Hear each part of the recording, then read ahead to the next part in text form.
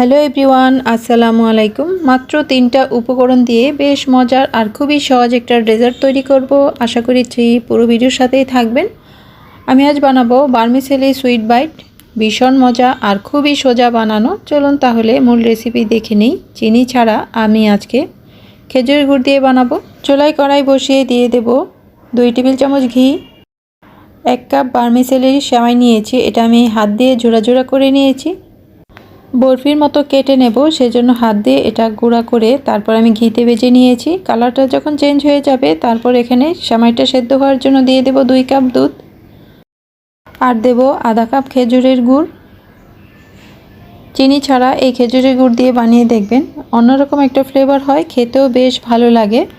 এবার ঢাকনা দিয়ে ঢেকে সেমাইটাকে সেদ্ধ করে নেব।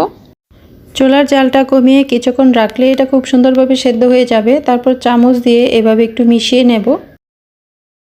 তারপর একটা বাটিতে ঘি ব্রাশ করে বাটিতে আমি নিয়ে নিয়েছি। এবার সমান করে উপরটা মসৃণ করে নিতে হবে।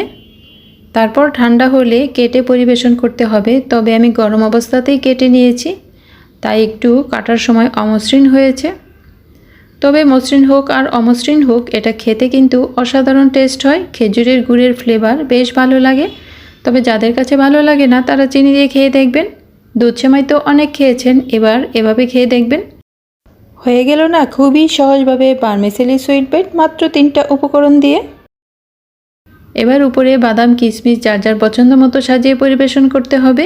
ভিডিও ভালো লাগলে অবশ্যই পরবর্তী ভিডিওগুলো দেখার জন্য সাবস্ক্রাইব করে রাখতে পারেন। ভালো থাকবেন। আজকের মতো বিদায় নিচ্ছি। আল্লাহ হাফেজ।